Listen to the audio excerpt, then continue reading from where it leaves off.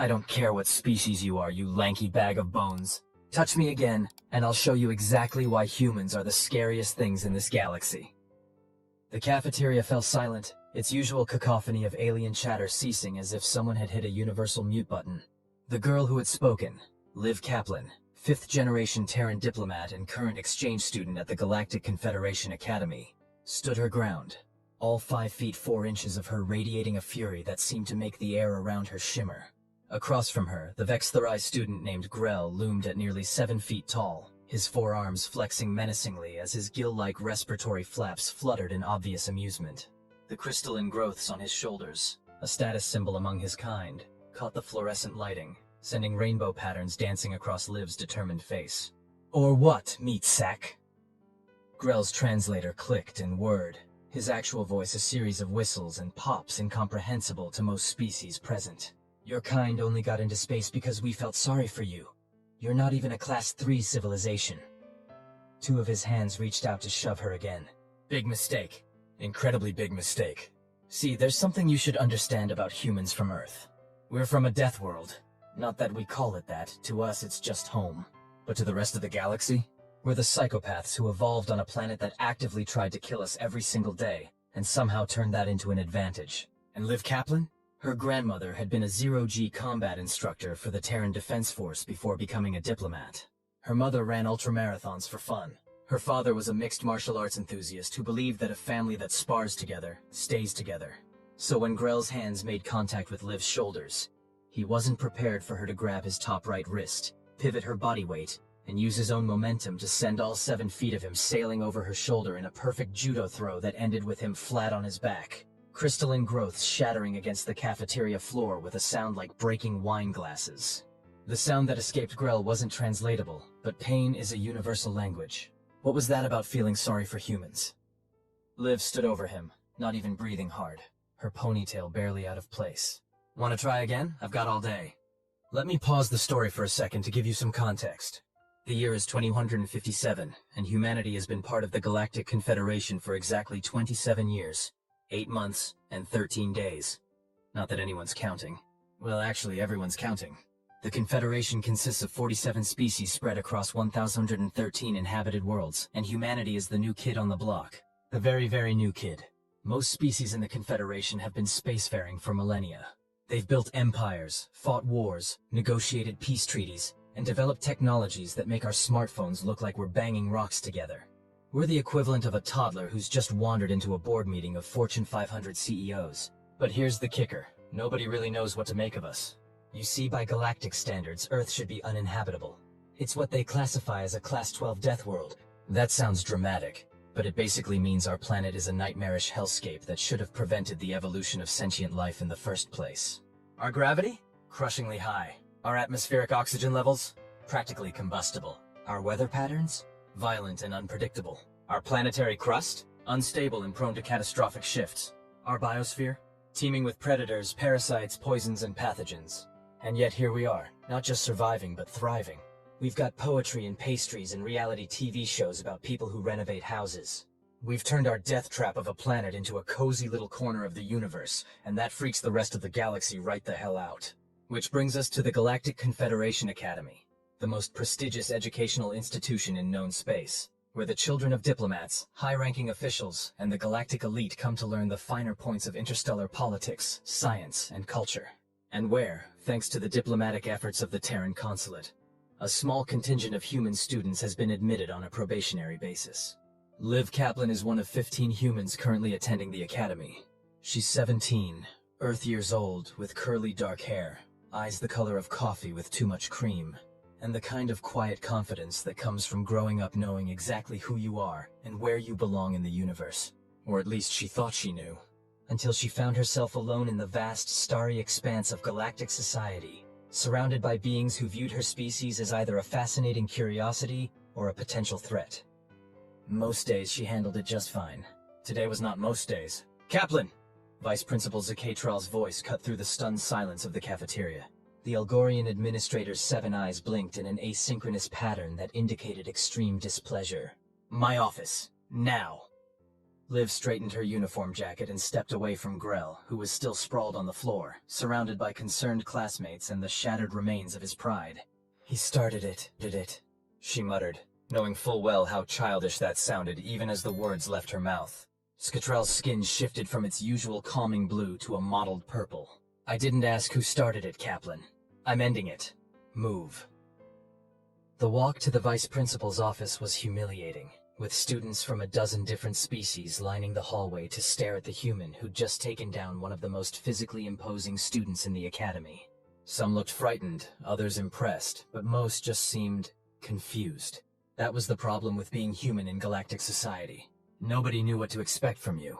We were the wild card, the unstable element, the evolutionary outlier that shouldn't exist but somehow did. Vice Principal Ziki Trell settled behind his desk, which was designed to accommodate his peculiar physiology, half-seated, half-standing, with specialized supports for his 3 lower limbs. Liv stood at attention across from him, hands clasped behind her back in what her mother had taught her was a respectfully attentive posture. This is the 3rd incident this semester, Kaplan. Zekatrell began, his universal translator giving his words a clipped, bureaucratic cadence. The 3rd. Do you understand what's at stake here? Liv bit the inside of her cheek to keep from saying something she'd regret. Yes, sir. I don't think you do.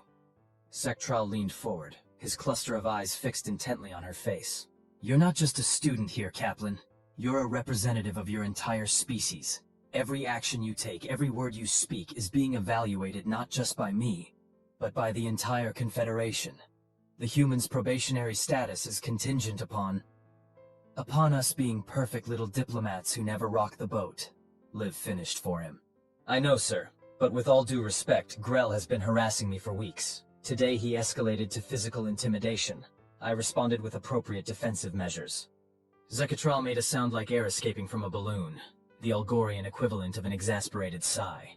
You broke 3 of his crystalline status markers. Do you have any idea how long it takes a Vexthari to grow those? No, sir. How long does it take a human to recover from being physically assaulted?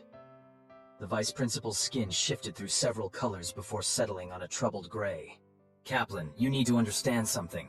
Most species in the Confederation evolved in environments far less hostile than Earth. Physical confrontation is not part of their developmental experience. What seems like reasonable self-defense to you reads as extreme aggression to them. So I should have just let him push me around? Established that humans are acceptable targets. You should have reported the harassment through proper channels. Liv straightened her shoulders. I did, sir, 3 times. I have the confirmation receipts on my comms unit. Zekatrell blinked all 7 eyes simultaneously, a sign of surprise. I was not aware of this. Let me check the records. He waved a multi-jointed limb over his desk interface, and a holographic display sprang to life between them. After a moment, his skin turned a sheepish shade of pink. I see, he said finally.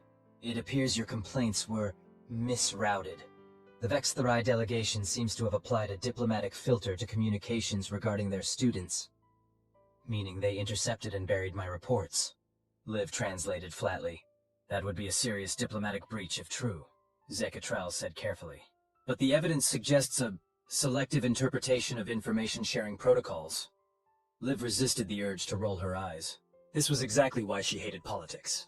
Everyone trying to pretend that bad behavior was just a misunderstanding, that aggression was actually a cultural quirk, that bullying was a form of interspecies communication. So what happens now? She asked. Zekatrell's skin settled on a professional blue again. Now, I have to contact both the Vexthari delegation and your Terran representatives. There will be meetings, discussions, possibly a formal inquiry. And in the meantime? In the meantime, the vice principal said, you are to avoid any further confrontations with Grell or any other Vexthari students. If you are approached, you are to remove yourself from the situation and contact security immediately. So I'm supposed to run away.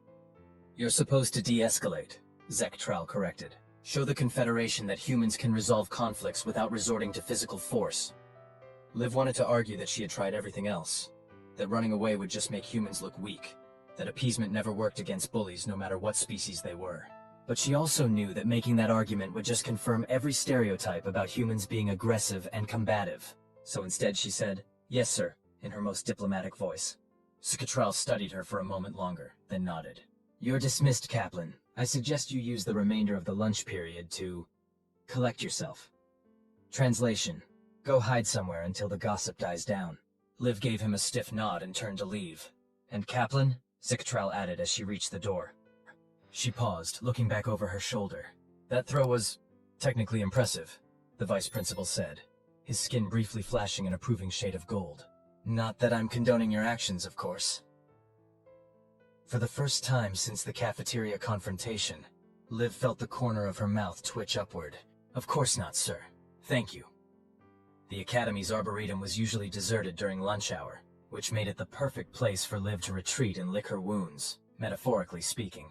Nestled among the carefully cultivated specimens from 100 different worlds, she could almost pretend she was back on Earth, even though none of the plants around her had evolved on her home planet.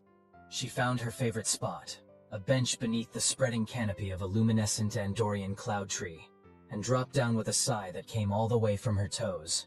That, said a voice from the branches above her, was the most glorious thing I have ever witnessed in my 17 cycles of existence. Liv jumped, her hand automatically reaching for the small canister of pepper spray she kept in her pocket. Technically against Academy regulations, but hey, Death World habits die hard. A figure dropped from the branches with the fluid grace of a falling leaf, landing silently in front of her. Tall, willowy, with skin the color of burnished copper, and eyes that seemed to contain actual galaxies. A she, one of the oldest and most respected species in the Confederation. Morrigan. Liv exhaled in relief, recognizing her roommate.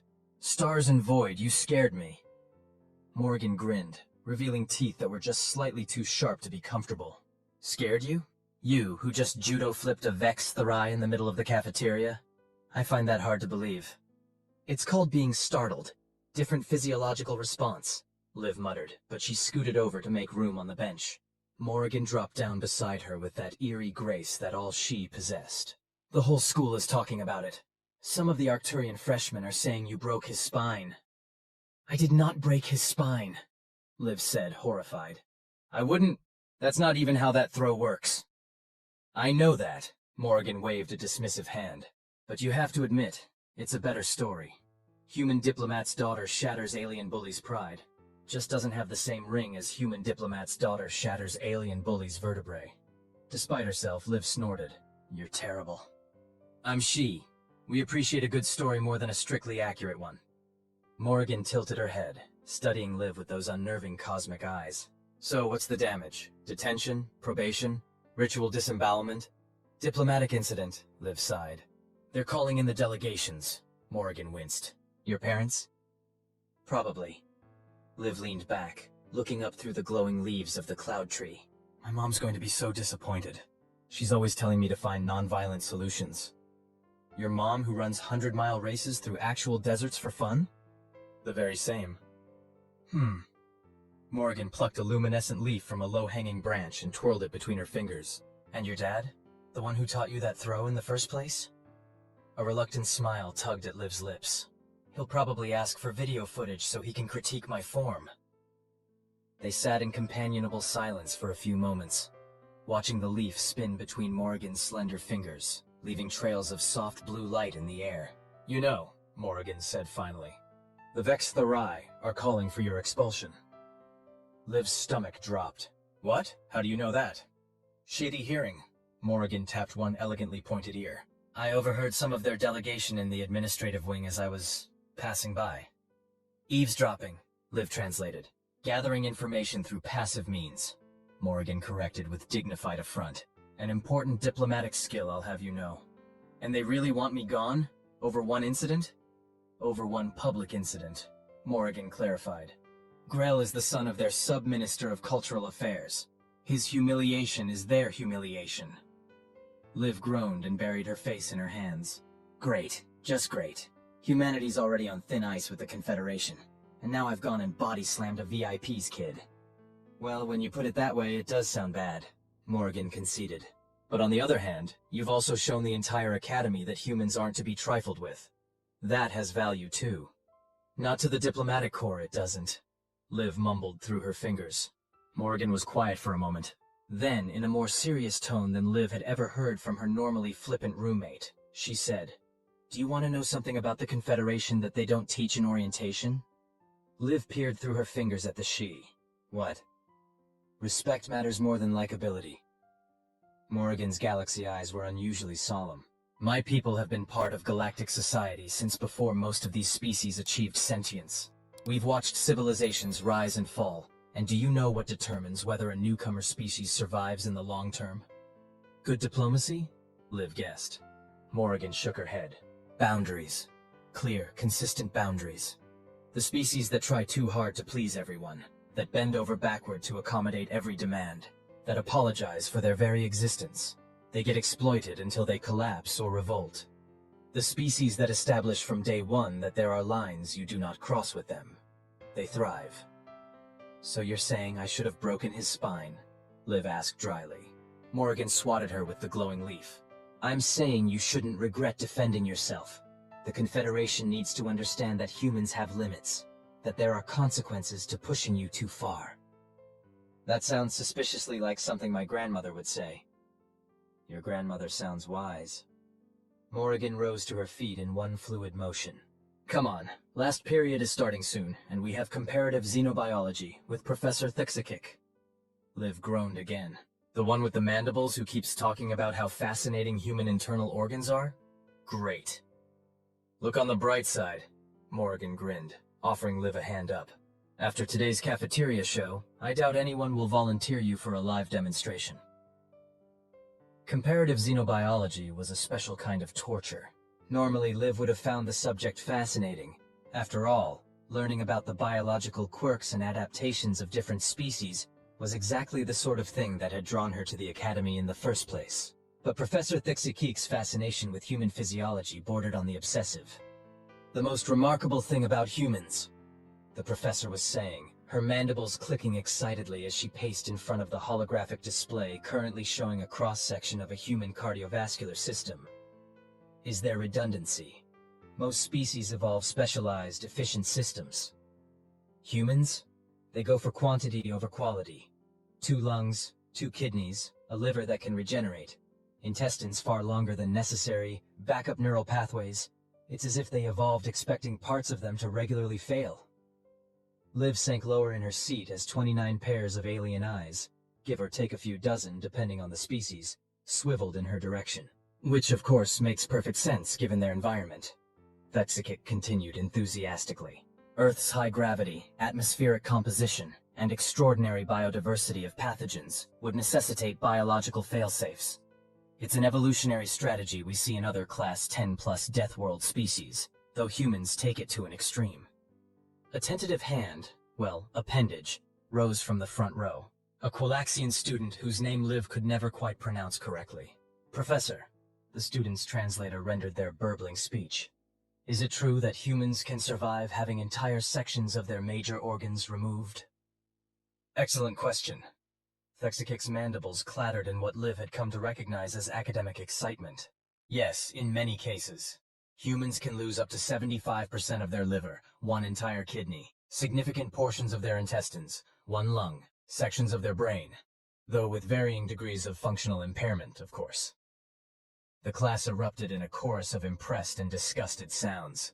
It's like they're designed to keep functioning even when severely damaged. A Meridian student whispered loudly enough for everyone to hear. Actually, Thixikik corrected. It's more accurate to say they evolved in an environment where being severely damaged was a routine occurrence. Natural selection favored those who could continue to function despite injury. Liv felt a gentle nudge against her consciousness, Morrigan's telepathic equivalent of a poke in the ribs. When she glanced at her roommate, the she nodded subtly toward the back of the classroom. Following Morrigan's gaze, Liv saw Grell and 2 other Vextherai students huddled together, their gill flaps fluttering in what appeared to be an agitated conversation. Grell's crystalline growths were indeed missing, with only jagged stubs remaining on his shoulders. He caught her looking and narrowed his compound eyes, making a gesture with one of his 4 hands that didn't need a translator to interpret. Great, this wasn't over. Professor, called out a Denebian student with translucent skin through which you could see all 3 of her hearts beating. What's the most dangerous aspect of human physiology from a combat perspective? Liv stiffened. The question wasn't even trying to be subtle. Thixikik, oblivious to the undercurrents, brightened visibly. Oh, where to begin? Their skeletal density makes their limbs effective bludgeoning weapons. Their bite force is remarkable for omnivores. Their epidermis contains nerve endings that interpret pain as a motivating rather than debilitating stimulus in crisis situations. But perhaps most significant is their adrenal response. The professor brought up a new hologram showing the human endocrine system. Unlike most sentient species, whose stress responses include a flight component that overrides combat impulses past a certain threshold, human adrenal glands can actually enhance combat capability in extreme situations. They call it hysterical strength, a temporary override of the normal limitations of their muscular system that allows for feats of strength and speed far beyond their baseline capabilities. So they get stronger when they're scared? The Denebian asked, sounding disturbed by the concept. Not exactly, Thixikik clarified. They get stronger when they perceive an immediate threat to themselves or their social group. It's a last resort survival mechanism. But what makes it unique among Confederation species is that humans retain cognitive function during this state. Most species experiencing a similar biochemical surge would lose higher reasoning capacity, but humans can direct this enhanced physical capability with tactical precision. Liv heard the distinctive sound of a Vextherai whisper click from the back of the room, followed by a sound that among humans would be described as a derisive snort. Professor Thaxikik's antennae twitched. Do you have a question, Student Grell? All eyes turned to the Vextherai. Grell straightened, his gill flaps fluttering in what Liv recognized as embarrassment at being called out. I was merely expressing skepticism, Professor, his translator rendered smoothly. These so-called capabilities seem greatly exaggerated based on my recent experience with the species. A ripple of uncomfortable murmurs spread through the classroom. Everyone knew what recent experience he was referring to. Thaxikik's compound eyes shifted, focusing first on Grell, then on Liv. Ah, yes. The cafeteria incident. Actually, Student Grell, that provides an excellent case study. Student Kaplan, would you mind standing? Yes, I would very much mind, Liv thought, but found herself rising to her feet anyway. Observe, Thexikik said, moving to stand beside Liv. Student Kaplan's species evolved on a planet with approximately 1.1 times the gravity of our Academy standard. Her muscle density is roughly 1.3 times that of a Vextherai of equivalent size. Her skeletal structure can withstand compressive forces that would fracture most comparable species' support systems. The professor was speaking about her as if she were a specimen in a jar rather than a person standing right there, which was uncomfortable but not unusual in xenobiology classes. However, Thexikik continued, the most relevant factor in this morning's altercation wasn't physical capability, but technique. Humans developed thousands of formalized combat systems specifically designed to allow physically smaller individuals to defeat larger opponents by using leverage, momentum, and anatomical vulnerabilities. It's an evolutionary adaptation to their status as both predator and prey species on their home world. Grell's gill flaps fluttered angrily. Are you suggesting the humans' victory was inevitable? Thexikik's mandibles clicked in the insectoid equivalent of laughter. Not at all. I'm explaining why it wasn't as surprising as you might think. Humans are classified as a Class 3 civilization technologically, but physically, they're apex predators from a Class 12 death world. In the context of natural history, they're less like the rest of us, and more like... Like what, Professor? Liv found herself asking, both dreading and curious about the answer. Thixikik tilted her head, compound eyes glittering. Like evolutionary anomalies. Most sentient species evolved toward greater specialization and environmental adaptation. Humans evolved to adapt their environment to themselves while maintaining a remarkable physical resilience. It's as if the universe created a species specifically designed to survive anything it threw at them. The classroom fell silent as everyone digested this. May I sit down now, Professor? Liv asked quietly. Yes, of course. Thixikik waved her back to her seat, already turning to the holographic display to bring up the next topic. Now, let's compare human adrenal responses to the chemical fear paralysis of the Jovian mantis people. As Liv sank back into her chair, she felt the weight of stares from around the room, some curious, some wary, some openly hostile. Morgan gave her a sympathetic nudge, both physical and mental. Just so you know, the shitty whispered, you've now been officially upgraded from interesting roommate to fascinating apex predator roommate. Fantastic, Liv muttered. That's exactly what I need right now. But as the class continued, She couldn't help noticing that the Vextherai in the back row were keeping their distance, their earlier bravado noticeably diminished. Professor Thuxakik might have intended the impromptu human biology lesson as a purely academic exercise, but its effect on the classroom dynamics was immediate and tangible. Maybe, just maybe, there was something to Morrigan's theory about respect versus likability after all. The summons came during the last period of the day. A soft chime on Liv's personal communication device, followed by a message that made her stomach clench. Student Kaplan, your presence is required in conference room Theta at 16:30 standard hours. Representatives from the Terran Consulate and the Vextherai delegation will be present. Attendance is mandatory. Office of the Principal. Wow, Morgan whispered, reading the message over Liv's shoulder. They're not wasting any time. They're making an example of me, Liv said grimly, checking the time. 15 minutes until the meeting. Just enough time to walk across campus and work herself into a proper panic. Morgan grabbed her hand as she stood to leave the classroom. Wait, before you go, take this. She pressed something small and cool into Liv's palm. It was a small crystal, no bigger than a thumbnail, glowing with a soft inner light that shifted between blue and green. What is it? Liv asked, turning it over curiously. Shitty truth stone, Morgan said. An old family heirloom, actually. It resonates with falsehoods, brightens when someone's lying, dims when they're telling the truth.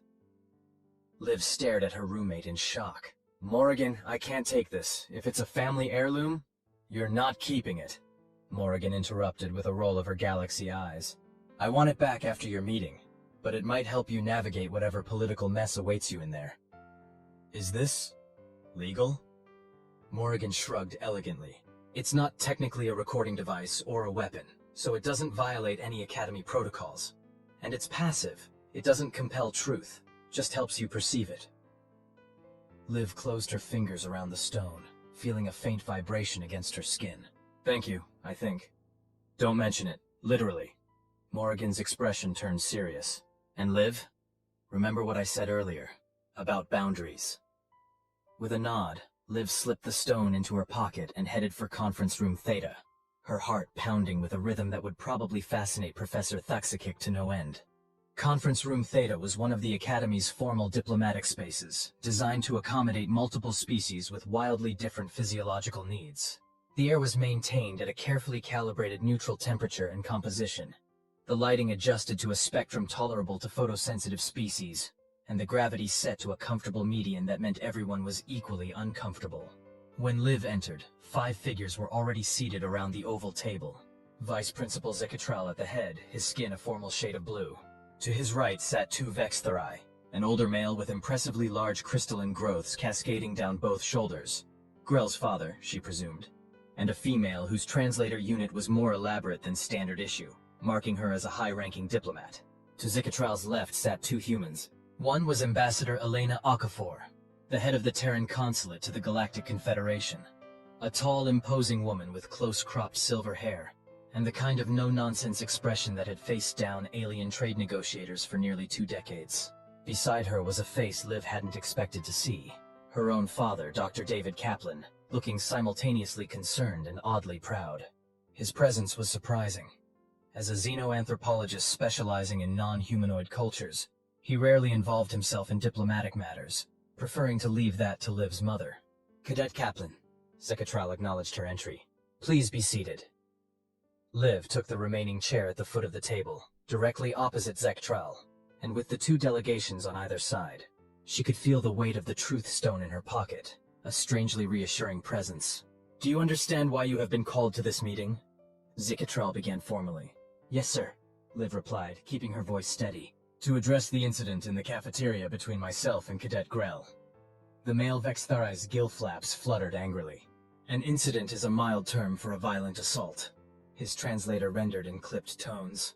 From her pocket, Liv felt the stone grow warmer, its light brightening against her thigh. Interesting. Ambassador Okafor raised an eyebrow. Sub-Minister Vikaleth, with respect, the Academy's own security footage shows that your son initiated physical contact. Twice. A cultural gesture, the female Vextherai interjected smoothly. Among our people, contact with the upper appendages is a form of social bonding. The stone in Liv's pocket flared hot enough that she had to shift in her seat. Full-on lie. Zikatral's skin rippled with skepticism. Ambassador Tekel, the footage also captured the verbal exchange. It did not appear to be socially bonding in nature. Adolescents of all species engage in complex social rituals that may appear confrontational to outsiders, Tekel continued without missing a beat. What is concerning is the extreme and disproportionate response from the human cadet. Liv's father cleared his throat. If I may? As someone who has spent 20 years studying cross-species social dynamics, I can assure you that what the security footage shows is textbook intimidation behavior, consistent across multiple sentient species. The posture, the invasion of personal space, the escalation to physical contact. These are universal signifiers of dominance assertion, not social bonding. The stone cooled slightly in Liv's pocket. Mostly true, though she suspected her father was stretching his expertise a bit. Dr. Kaplan, Zakatral acknowledged. While your professional insights are valuable, I must point out that your personal connection to the cadet involved represents a conflict of interest. On the contrary, her father replied with the same calm he used when explaining complex cultural concepts to first-year students. It makes me uniquely qualified to explain something that seems to be getting overlooked here. Context. Ambassador Okafor nodded slightly, a silent permission for him to continue. My daughter, Dr. Kaplan said, looking directly at the Vextherai delegation, was raised on Earth, a Class 12 death world, as you well know. On such a planet, physical confrontation isn't just a matter of social discomfort. It's potentially lethal. Our neural wiring, our instinctual responses, our very biochemistry is calibrated to treat physical aggression as an immediate survival threat. Are you suggesting, Sub-Minister Vikleth interrupted, gill flaps quivering, that humans are so primitive they cannot control their violent impulses? The stone in Liv's pocket pulsed. Not quite a lie, but not asked in good faith either. I'm suggesting, Dr. Kaplan replied with the patience of a man who had explained complex concepts to resistant audiences his entire career, that humans have different baseline threat assessment parameters. What you perceive as a minor social transgression, my daughter's neurophysiology processed as a potential life-threatening situation.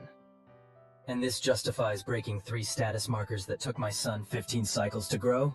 Vikleth demanded, his own crystalline formations glittering under the conference room lights. Ambassador Okafor stepped in. The Terran consulate is prepared to offer appropriate compensation for the damage to your son's status markers, Sub-Minister. Our medical technology may be able to accelerate their regrowth. This isn't about compensation, Ambassador Tekel said, her voice softer but somehow more dangerous than her colleagues. This is about the fundamental question of whether humans are ready for integration into Confederation society. If a minor misunderstanding can trigger such a violent response, how can we trust humans in sensitive diplomatic situations? Liv felt her face grow hot. The stone in her pocket pulsed again, half-truth. This wasn't about diplomatic concerns. It was about something else. May I speak? Liv asked suddenly, surprising everyone at the table, including herself. Zekatral's skin cycled through several colors before settling on a reluctant green. This is irregular, but... Proceed, Cadet Kaplan. Liv took a deep breath, feeling the reassuring weight of Morrigan's truth stone. Ambassador Tekel, with respect, this wasn't a minor misunderstanding. Cadet Grell has been verbally harassing me for weeks. I filed 3 separate reports through the Academy's proper channels, which were apparently misrouted. She used air quotes around the word, unable to help herself. Today, he escalated to physical intimidation in front of dozens of witnesses. The stone remained cool. Truth. When someone twice your size with 4 arms puts their hands on you and shoves you, that's not a cultural misunderstanding. That's a universal message. And yes, I responded with physical force, the minimum necessary to neutralize the threat and protect myself. Tekel's gill flaps fluttered in the Vextherai equivalent of a dismissive sniff. Your species' tendency to perceive threats where none exist is precisely what concerns us. The stone flared hot again. Full lie. And suddenly Liv understood. She glanced at her father, who gave her the smallest of nods, confirming her realization. This isn't about the incident at all, is it? Liv said, looking directly at Tekel. This is about the Vextherai delegation's upcoming vote on humanity's membership status. The conference room went deadly silent. Even Zikatrell seemed startled, his skin blanching to a pale, astonished yellow. Ambassador Okafor shot Liv a warning look, but her father's expression remained carefully neutral. which Liv knew meant he was intensely interested in what would happen next. Tikel recovered first. That is a confidential diplomatic matter, not relevant to this disciplinary hearing. The stone burned. Another lie. It's completely relevant, Liv pressed, emboldened by the stone's confirmation. The Confederation Council votes next month on upgrading Earth from probationary to full member status. The Vex-Therai delegation has been one of the most vocal opponents. Having a human cadet publicly labeled as violent and unstable would provide convenient justification for your position. Vkleth's gill flaps flared wide in what Liv recognized as the Vex-Therai display of outrage. This is outrageous. The cadet accuses us of diplomatic manipulation. No, Liv interrupted.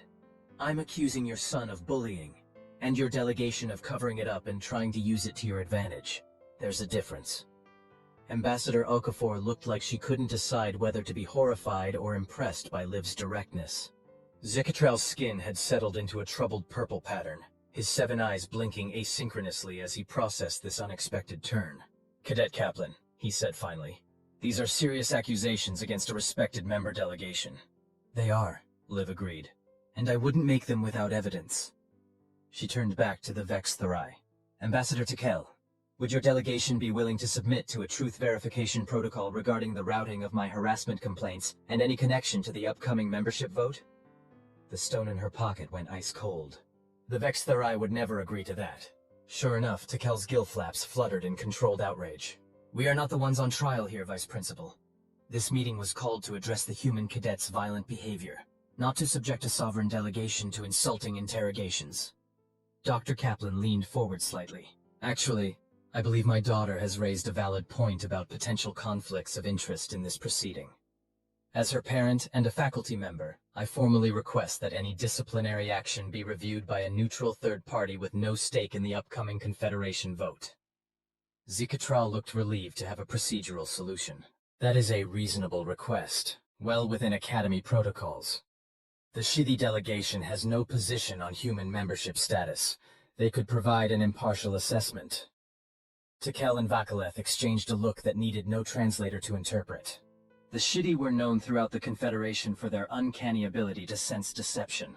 They were the last species the Vex-Therai would want investigating this matter. Perhaps, Ambassador Okafor suggested smoothly, we're overcomplicating a straightforward incident between students. I propose a simple resolution. Cadet Kaplan will formally apologize for the physical damage caused to Cadet Grell's status markers. The Terran Consulate will cover medical expenses for their accelerated regrowth, and both students will participate in the Academy's conflict resolution program. The stone in Liv's pocket remained neutral, neither hot nor cold. A political solution neither true nor false. Vikaleth's gill flaps fluttered in reluctant consideration. And the disciplinary record? A notation of a cultural misunderstanding, with no assignment of blame, Okafor proposed. After all, we wouldn't want the upcoming vote to be influenced by an unfortunate incident between teenagers, would we? Tikel's compound eyes narrowed, but she recognized the implicit threat in Okafor's diplomatic phrasing. If they pushed for punishment against Liv, the humans would push for an investigation into their interference with her harassment complaints. Acceptable, Tikel said finally, provided the apology is public. Liv opened her mouth to protest, but a quick glance from her father stopped her. Politics, his expression seemed to say. Sometimes you have to lose a little to win a lot.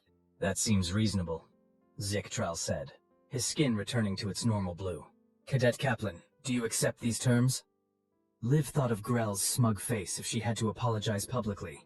Then she thought of Earth's precarious position in the Confederation, of all the other human cadets at the Academy whose futures might depend on this moment, of her parents who had worked for decades to build bridges between species. The stone was cool in her pocket. This wasn't about her pride. Yes, sir, she said. I accept. Absolutely not, Liv said 2 hours later, pacing the small confines of her dorm room. I am not apologizing to that four-armed jerk in front of the entire school. Morrigan, lounging on her bed with casual elegance, raised an eyebrow.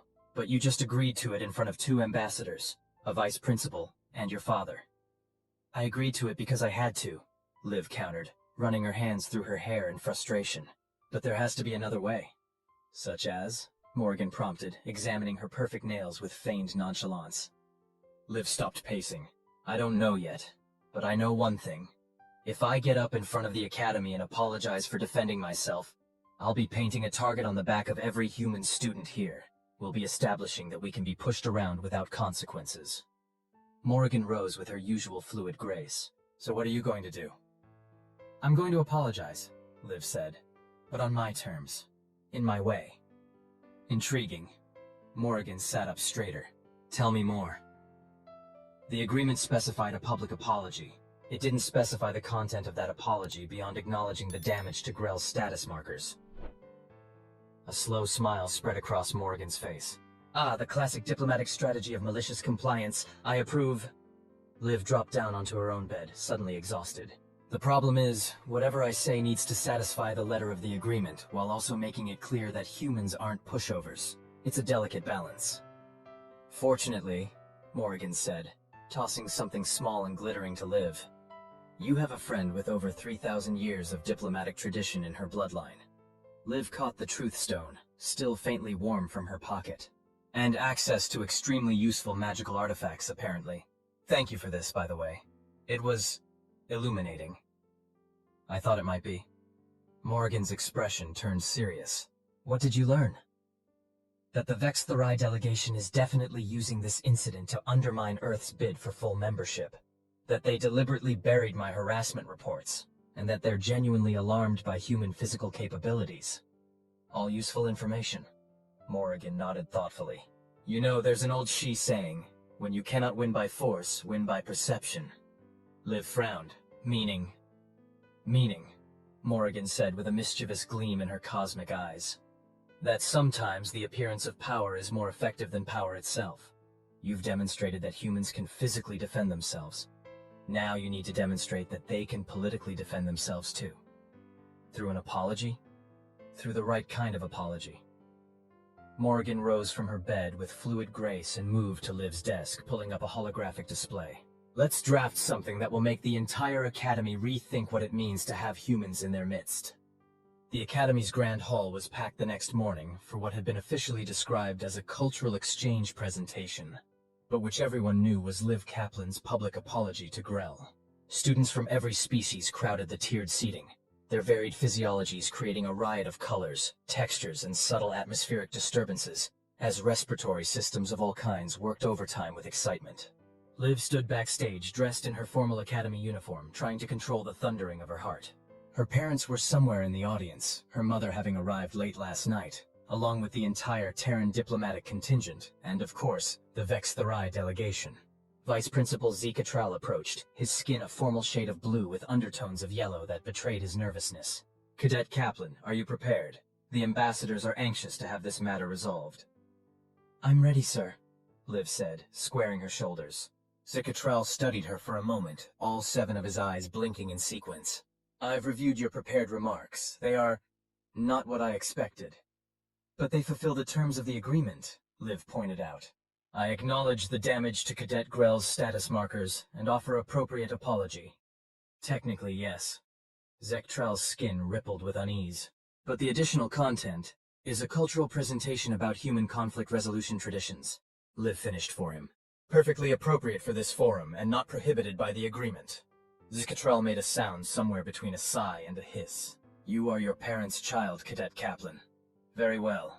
But if this inflames tensions further, it won't, sir, Liv promised, hoping she was right. If anything, it will promote better understanding between species. Zeke-Atral didn't look convinced, but he gestured toward the stage entrance. It's time. Liv took a deep breath and stepped out onto the stage, facing the assembled Academy. Hundreds of eyes of all descriptions focused on her. Compound, singular, clustered, stalked, some operating in spectrums of light humans couldn't even perceive. Near the front, she spotted Grell sitting with his father, his damaged crystalline growths now covered with protective caps that somehow made them look even more conspicuous. In the middle section, her parents sat side by side, her father looking calmly confident, her mother visibly tense but offering an encouraging smile. And scattered throughout the audience, the other 14 human students watched with expressions ranging from sympathy to apprehension, knowing that whatever happened here would affect all of them. Liv stepped up to the podium, adjusted it to her height, and began. Esteemed faculty, honored guests, fellow cadets. I stand before you today to address the incident that occurred between myself and Cadet Grell 2 days ago in the Academy cafeteria. Her voice rang clear through the hall, thanks to the universal translator amplifying and rendering her words in the preferred language of each listener. During that incident, I performed a defensive maneuver that resulted in damage to Cadet Grell's crystalline status markers. For that specific damage, I offer a formal apology. Cultural symbols are important to all species, and their destruction, even accidentally during self-defense, is regrettable. She saw Grell's gill flaps flutter in smug satisfaction. The Vexathori delegation looked pleased, clearly believing they had won this round. Time to change the game. However, Liv continued, her voice strengthening, this incident has highlighted a critical gap in interspecies understanding that affects all of us at this academy. And since the purpose of this institution is to foster such understanding, I would like to take this opportunity to share some important context about humans that may prevent future misunderstandings. The hall grew very quiet. This was not the groveling apology many had expected. Humans evolved on Earth, a planet classified by Confederation standards as a Class 12 death world.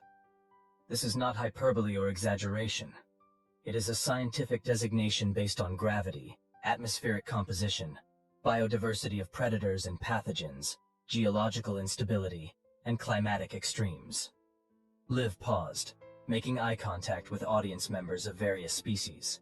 To my non-human classmates, imagine growing up on a world where the very air could kill you if its composition shifted by a few percentage points, where geological forces routinely reshape entire landmasses, where thousands of microscopic organisms are constantly trying to invade your body and consume it from within, where other macroscopic species, some many times your size, view you as prey.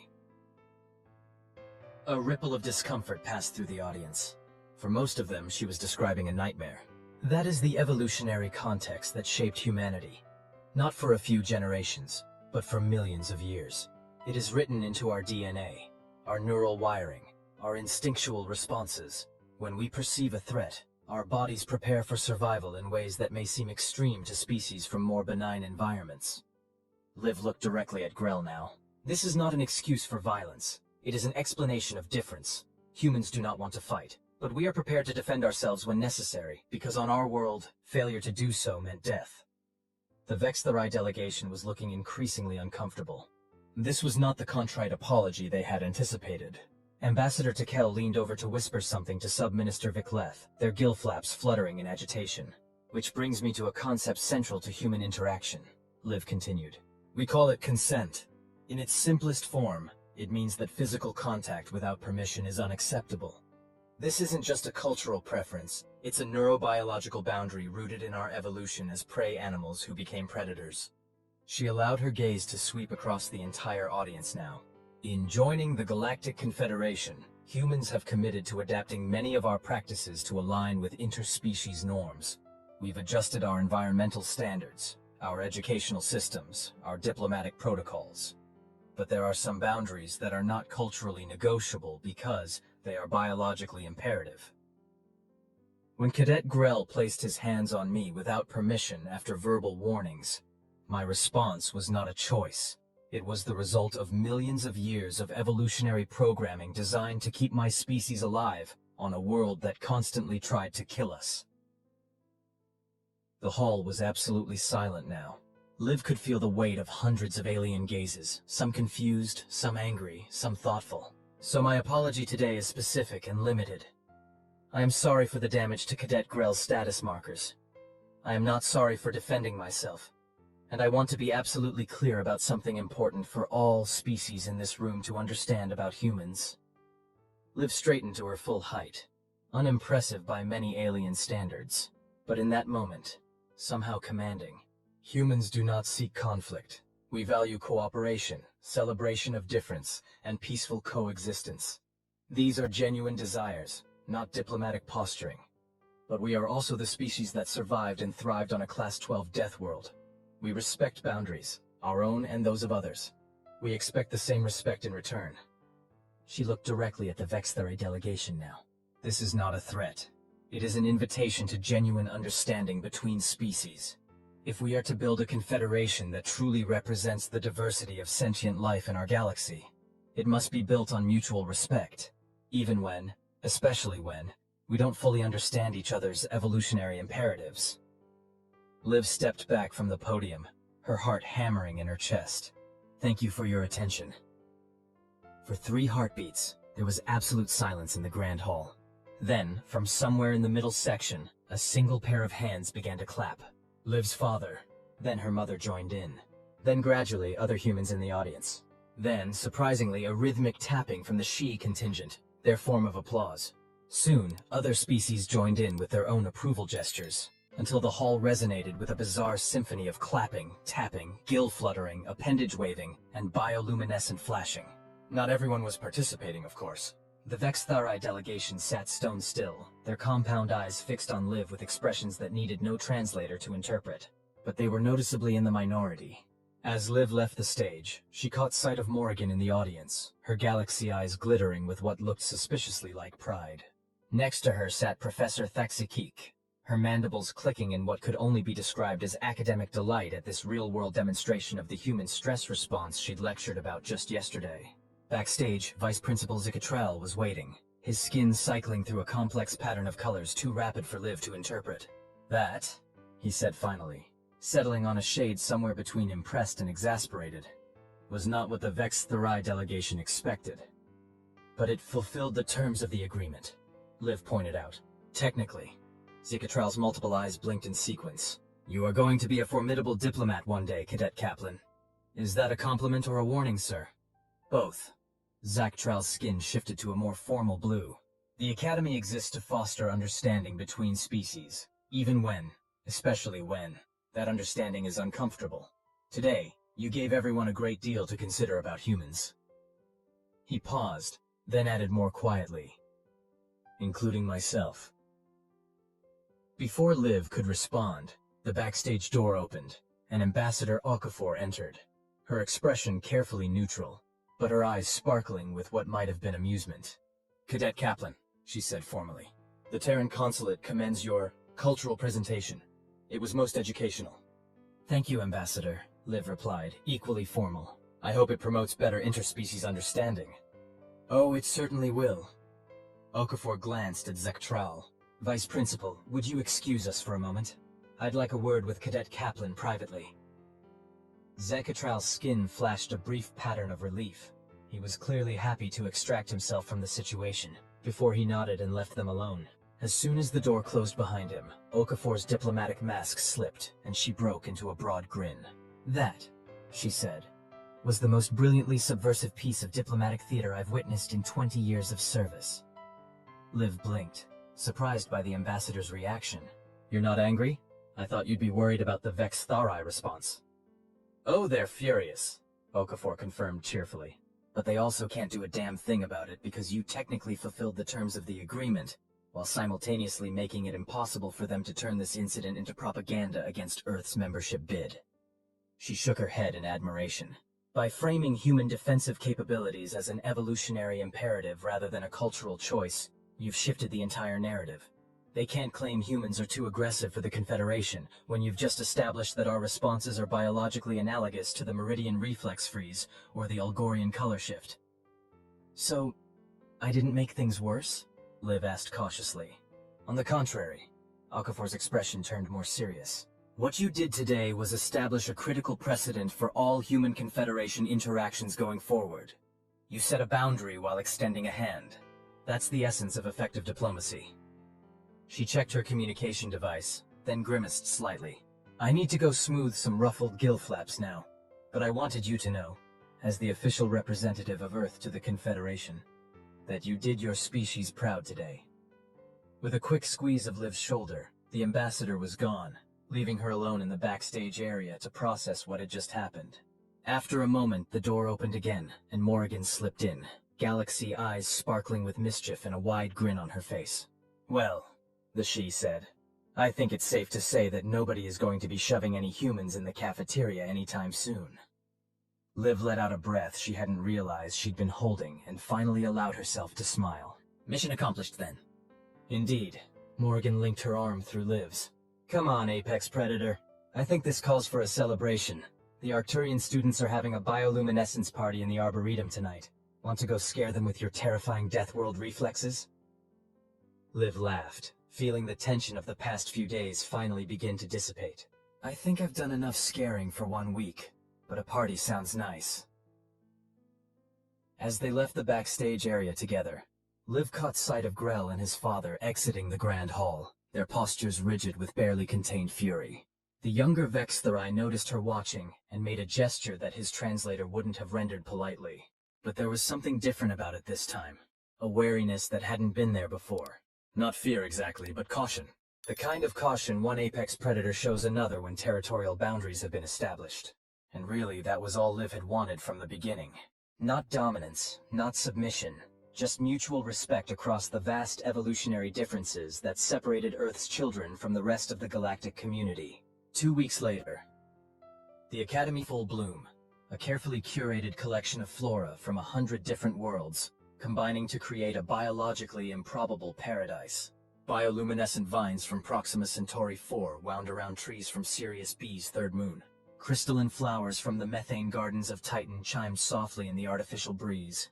It was one of the few places at the Academy designed for pure aesthetic appreciation, rather than educational purposes. Liv sat cross-legged on a bench made from petrified wood imported from Epsilon Eridani, her personal tablet propped on her knees as she tried to focus on her comparative biochemistry assignment. But her attention kept drifting to the groups of students meandering through the gardens, noting how their behavior had subtly changed in the 2 weeks since her speech. The most obvious change was how other species now maintained a slightly larger distance from the human students. Not fearfully for the most part, but with a new awareness. The way you might give a respected predator its space without necessarily running away. "You've become quite the celebrity," said a voice from behind her. Liv didn't jump this time. She was getting used to Morrigan's habit of appearing from nowhere. "Not by choice," she replied, making room on the bench as the she settled beside her with characteristic grace. "Choice or not, you've changed things." Morrigan produced a small, crystalline fruit from somewhere in her flowing garments and bit into it, releasing a scent like cinnamon and ozone. "The Arcturian students have started a self-defense club, you know. They're calling it Survival Skills for Non-Death Worlders." Liv looked up from her tablet in surprise. "Seriously?" "Mm-hmm." Morrigan nodded, taking another bite of her strange fruit.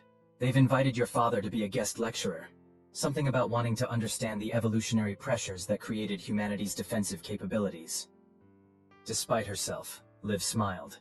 Her father would love that. He'd been trying to get the other species interested in Earth's evolutionary history for years. "That's not all," Morrigan continued, her galaxy eyes twinkling with amusement. "The Meridian contingent has formally requested access to human martial arts training programs. Apparently they've decided that if they have to share a galaxy with Deathworlders, they should at least understand how they fight." Huh. Liv set her tablet aside, assignment forgotten. "That's not what I expected." "What did you expect? That everyone would shun the terrifying humans?" "Kind of, yeah," Liv shrugged. "Or at least that they'd be pushing for stricter regulations on our behavior." Morrigan laughed, a sound like tinkling crystal. "Oh, the Vextherai delegation is definitely pushing for that. But they're finding surprisingly little support. Your speech made a lot of species reconsider their assumptions about humans."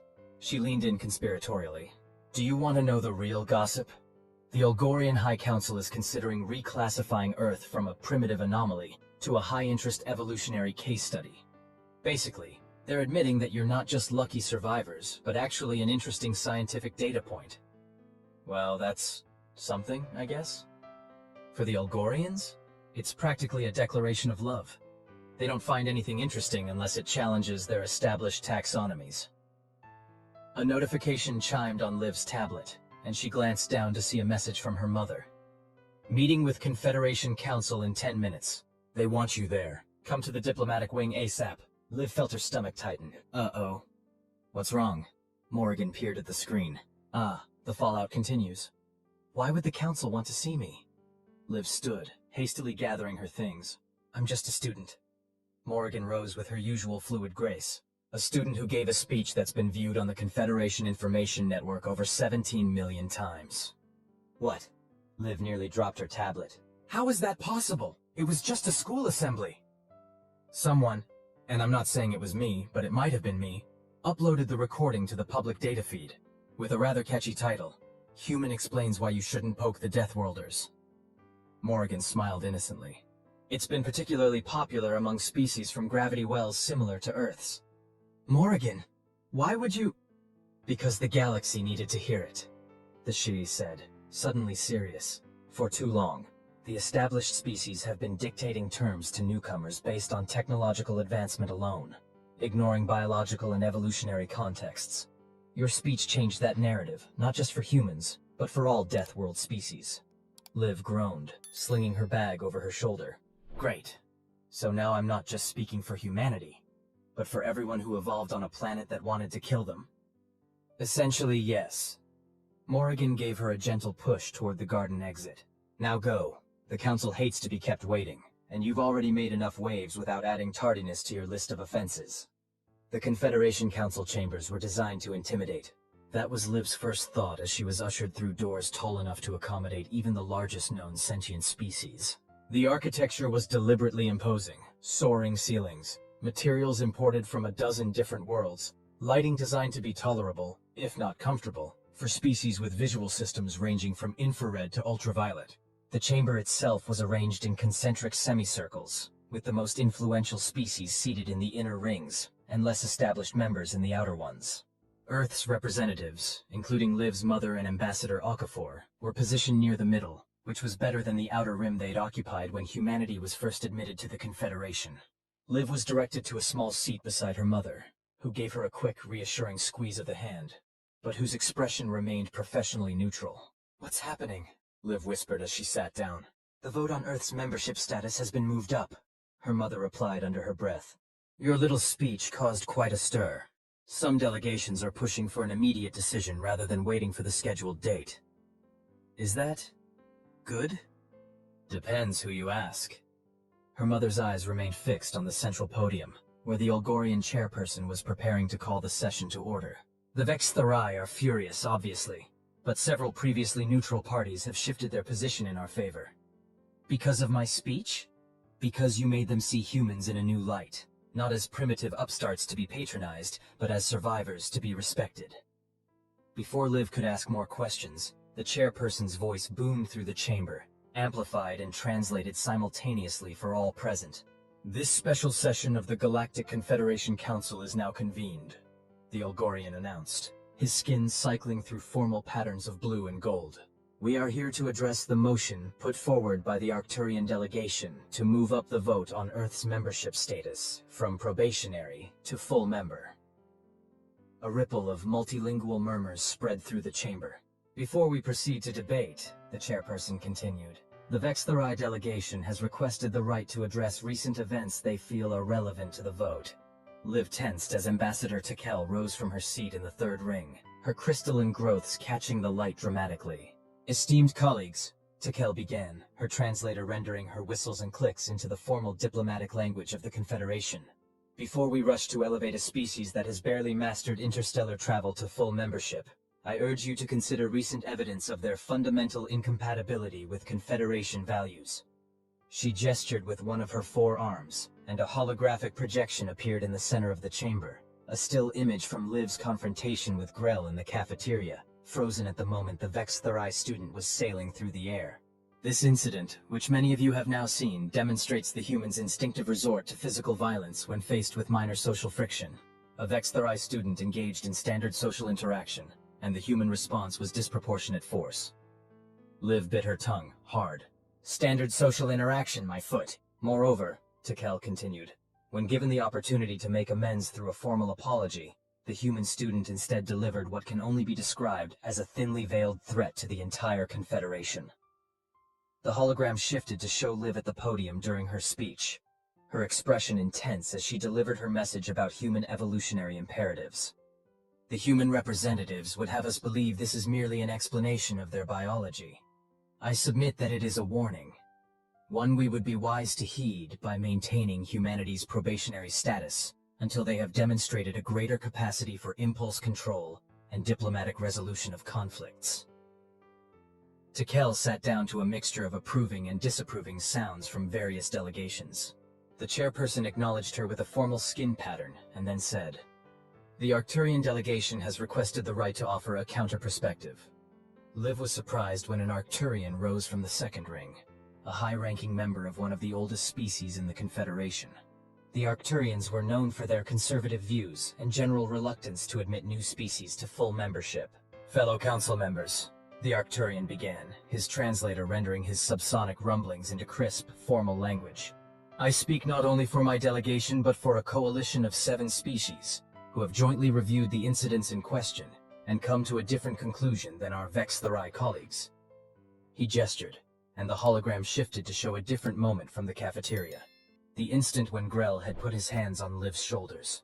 "Our analysis indicates that the human's response was consistent with defensive protocols that would be appropriate on a Class 12 death world. What our Vex-Therai colleagues omit is the context. Repeated harassment documented in official Academy records, physical contact initiated without consent, and most importantly, a clear verbal warning that was ignored." The Arcturian's 6 eyes blinked in sequence, a gesture indicating emphasis. "We have reviewed the human student's speech in its entirety, not just the selected portions. What the Vex-Therai characterize as a threat, we interpret as valuable information about biological imperatives that will help all Confederation species interact more successfully with humans." He paused, and Liv was startled to see his gaze shift directly to her before continuing. "Moreover, we find the human's approach instructive. Rather than seeking retribution or advantage, she offered specific, targeted reconciliation while maintaining clear boundaries. This is not the behavior of a species incompatible with Confederation values. It is the behavior of a species that understands the fundamental balance between cooperation and self-preservation that has allowed our diverse union to flourish." As the Arcturian sat down, the chamber erupted in a cacophony of sounds, colors, and pheromonal releases as various delegations signaled their reactions. The chairperson had to flash his skin in the pattern indicating orders several times before the chamber quieted. "It appears this matter has generated significant interest," the chairperson observed, his 7 eyes blinking in sequence. "Before proceeding to formal debate, I note that the human student at the center of these events is present today.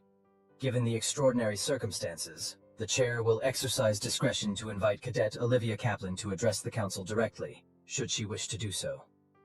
Liv felt her mother stiffen beside her. This was completely unexpected. Students were never invited to address the council. "You don't have to," her mother whispered. "This is highly irregular." Liv hesitated only briefly before standing. "I would be honored to address the council," she said, her voice sounding much steadier than she felt. As she made her way to the central podium, Liv was acutely aware of hundreds of alien eyes following her progress. The stone floor was cool beneath her boots, the air slightly thinner than she was used to, optimized for the average respiratory needs of dozens of different species, rather than the specific requirements of anyone.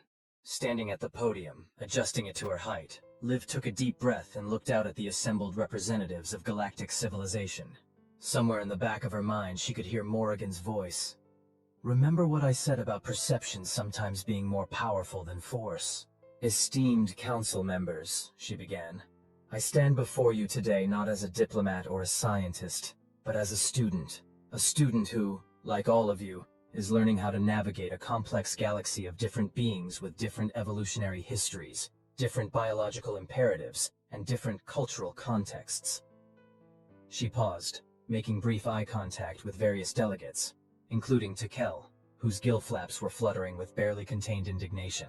"The incident you've been discussing was not a diplomatic stratagem or a calculated statement. It was a moment of genuine cultural collision, the kind that happens every day at the Academy as we learn to understand each other." Liv's hands were steady on the podium now, her initial nervousness fading as she found her rhythm. "What you've seen, both in the cafeteria and in my subsequent address, is not humanity making threats.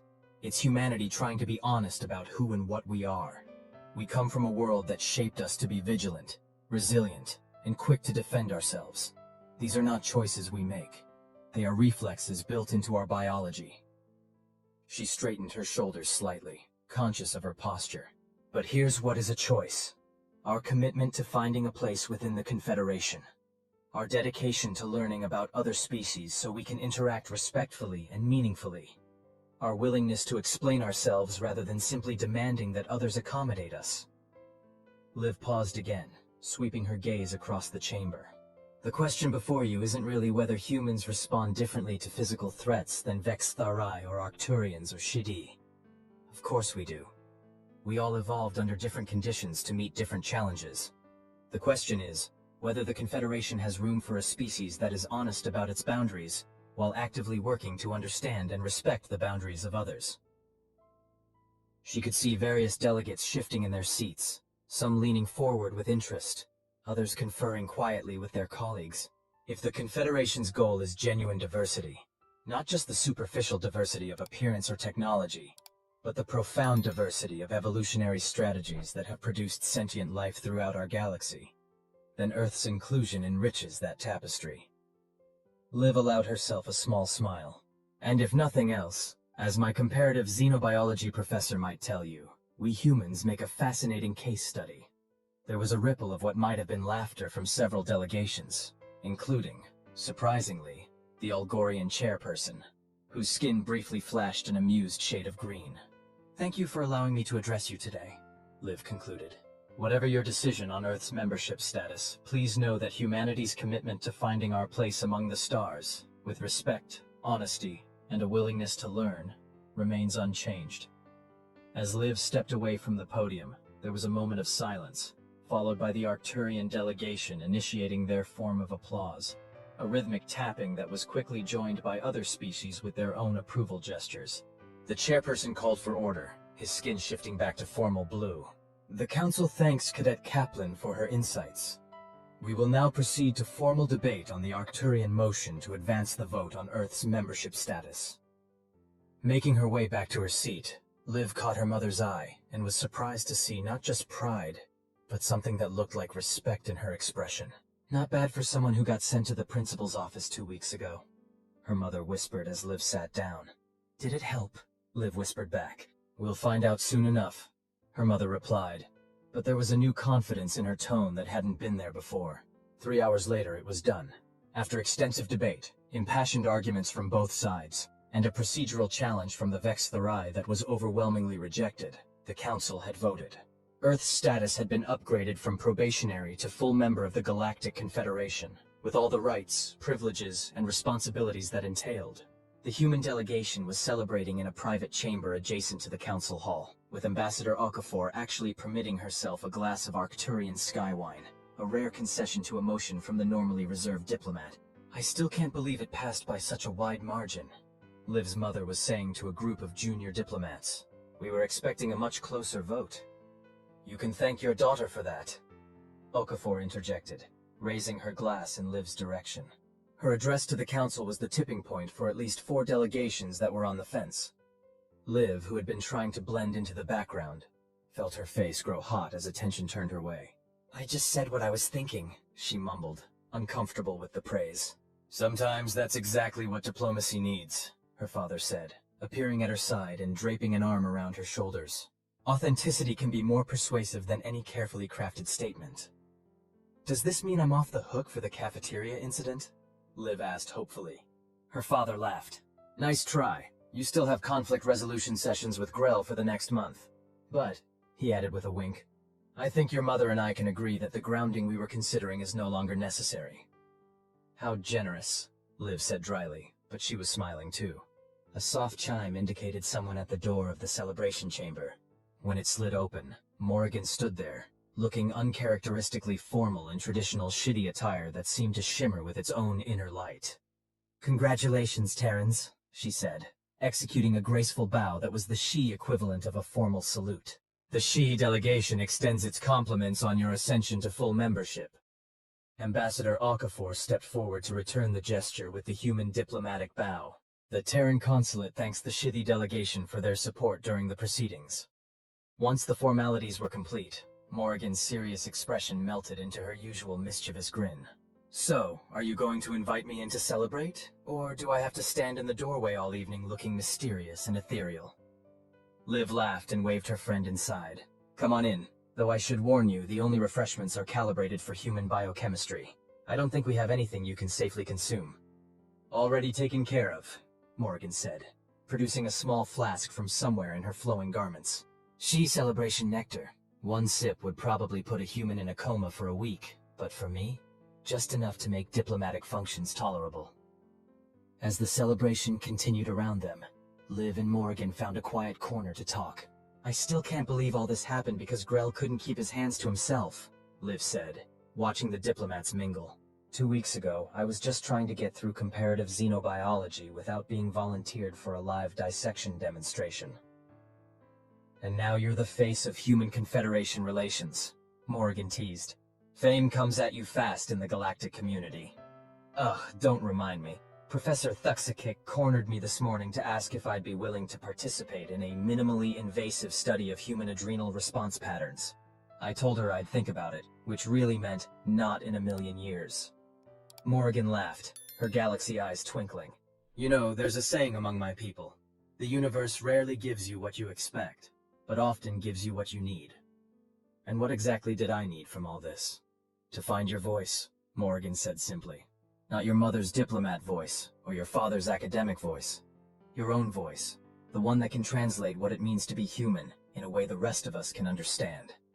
Before Liv could respond, her communication device chimed with an incoming message. She glanced down and was surprised to see it was from Grell. "Human, meet me in the Academy Arboretum at 2000 hours. Come alone." "What is it?" Morgan asked, noticing her expression change. Liv showed her the message. "Looks like someone isn't celebrating Earth's new status." Morgan's eyes narrowed. "You're not actually considering going, are you? It's obviously a trap." "Maybe." Liv tucked the device away. "Or maybe it's a chance to start fixing something that's broken." "At least let me come with you," Morgan insisted. "I can stay hidden. Shidi are very good at that, and intervene if things get ugly." Liv considered for a moment, then nodded. "All right, but no intervention unless I signal you. This needs to be between me and Grell." "Fine," Morgan agreed reluctantly. "But if he so much as flexes one of his forearms in your direction, I'm dropping him faster than a Jovian gravity well." The Academy Arboretum was eerily beautiful at night. Bioluminescent plants from a dozen worlds created pools of gentle light among the shadows, and the air was filled with the mingled scents of nocturnal blossoms. Under other circumstances, Liv might have appreciated the peaceful atmosphere. But with Grell waiting for her by the central fountain, peace was the last thing on her mind. The Vextherai stood alone, his tall form silhouetted against the softly glowing waters. His crystalline growths had already begun to regenerate, tiny formations glinting on his shoulders. When he heard Liv approach, he turned, his compound eyes reflecting the bioluminescent light in a way that made them look like they contained stars. "You came," his translator rendered, sounding surprised. "Without security." "You asked me to come alone," Liv said, stopping at what she considered a safe distance. "I'm alone." She carefully didn't mention Morrigan, who was somewhere nearby, invisible in the shadows. Grell's gill flaps fluttered in what Liv now recognized as discomfort rather than aggression. "The Council voted to grant your species full membership today." "Yes." "Many believe your speech was instrumental in that decision." Liv shrugged. "Maybe. Or maybe the Council just recognized that Earth has met the criteria for full membership." Grell made a sound that his translator didn't render. Something between a whistle and a click that Liv suspected might be the Vextherai equivalent of a skeptical snort. "My father is being recalled to our homeworld," he said abruptly. "The failure to prevent the vote is seen as a diplomatic embarrassment. My family's status has been diminished." Liv wasn't sure how to respond to that. "I'm sorry about your father's career, but—" "I am not seeking your pity, human," Grell interrupted, his gill flaps fluttering more rapidly. "I am trying to explain something important about my species that you do not understand." He paused, seeming to gather his thoughts. "Status is not merely decorative among the Vextherai. It is essential, biological. The crystalline growths you shattered are not just symbols. They are extensions of our nervous system. They regulate hormonal balance, social standing, even reproductive capacity." Liv felt a cold weight settle in her stomach. "You mean when I broke them?" "You did damage beyond the physical," Grell confirmed. "The effects will fade as they regrow, but the experience was profound." "I didn't know," Liv said quietly. "That wasn't in any of the xenobiology texts?" "It is not information we share widely," Grell admitted. "Which is why I asked you to meet me here, away from official channels. What happened between us has been misrepresented by both sides." He took a step closer, and Liv tensed automatically before forcing herself to remain still. "I did not approach you for social bonding, as my delegation claimed," Grell said, his translator rendering the words with a hint of what might have been shame. "I approached you because I was ordered to." Liv stared at him. "What?" "My father instructed me to provoke a human student into demonstrating aggressive behavior," Grell explained, his gill flaps moving in patterns that suggested discomfort with the confession. "To create an incident that could be used to argue against Earth's membership advancement." The pieces suddenly clicked into place in Liv's mind. "You were setting me up." "Yes." Grell's compound eyes fixed on her face. "You were selected because your records indicated a strong protective response and formal combat training. I was to provoke you until you responded physically, then report it as an unprovoked attack." Liv felt a surge of anger, but beneath it was a stronger current of curiosity. "Why are you telling me this now?" "Because," Grell said slowly, "what I did not anticipate was my own reaction to the experience." One of his 4 hands reached up to touch the regenerating crystals on his shoulder. "When you defended yourself, when you threw me to the ground, I experienced something unusual for my species. Respect." Liv blinked, not sure she'd heard correctly. "Respect?" "Vexthari evolved as hierarchical pack predators," Grell explained. "Despite our technological advancement, we still respond instinctively to demonstrations of effective defensive capability. Your action, while painful and status damaging, triggered an involuntary biological response that my cultural training had not prepared me for." He made another untranslatable sound, something that might have been frustration or embarrassment. "In simple terms, I was taught to see humans as primitive and worthy of contempt. My biology, however, now recognizes you as a worthy pack member." "So, you don't hate me anymore?" Liv asked cautiously. "Hate was never the correct term," Grell corrected. "I believed myself superior. I no longer do. And with Earth now a full member of the Confederation, many Vexthari will need to recalibrate their understanding of humans, as I have been forced to do." He extended one hand, not aggressively, but formally, palm up in what Liv recognized from her cultural studies as a Vexthari peace gesture. "I am not offering friendship, human, but I am offering acknowledgement. You have earned your place in the pack." Liv considered for a moment, then slowly reached out and briefly touched her palm to his, the formal acceptance of the gesture. "Thank you for telling me the truth. It couldn't have been easy." "It was not," Grell agreed, withdrawing his hand. "But it was necessary. The conflict resolution sessions we are required to attend would be unproductive without this understanding." Liv couldn't help but smile slightly at that. Probably true. Grell's gill flaps fluttered in what might have been his species' version of a resigned sigh. "I should go. My father has much to explain to our government, and I have preparations to make for his replacement's arrival." He turned to leave, then paused, looking back at her. "One more thing, human." "Yes?" "Your speech. The part about evolved defensive responses to a death world. That was educational. Many at the Academy are now studying Earth's ecology with new interest." "Including you?" Liv asked. Grell's compound eyes glinted in the bioluminescent light. "Especially me. Know your packmates, know your rivals. An old Vexthari saying." With that, he disappeared into the shadowy paths of the Arboretum, leaving Liv standing alone by the fountain, or nearly alone, as Morrigan materialized beside her a moment later. "Well," the she said, "that was not what I expected." "Me neither," Liv admitted, still processing the conversation. "Do you believe him? About being ordered to provoke you?" Liv thought about it, then nodded slowly. "Yes. It explains too many things that didn't make sense otherwise, and it fits with what we know about Vexthari social structures, the younger generation executing strategies developed by the elders." Morrigan made a sound that might have been agreement or skepticism. "So what happens now? Are you two going to become best friends and braid each other's hair? Or, well, crystalline growths in his case?" Liv laughed. "No, but maybe we can stop being enemies. That seems like a good start." As they walked back toward the Academy dormitories, Liv looked up at the night sky, taking in the unfamiliar constellations that sparkled above this alien world. Somewhere out there was Earth, a tiny blue marble in the vastness of space. A death world that had nonetheless produced a species resilient enough, adaptable enough, and just stubborn enough to find its way to the stars.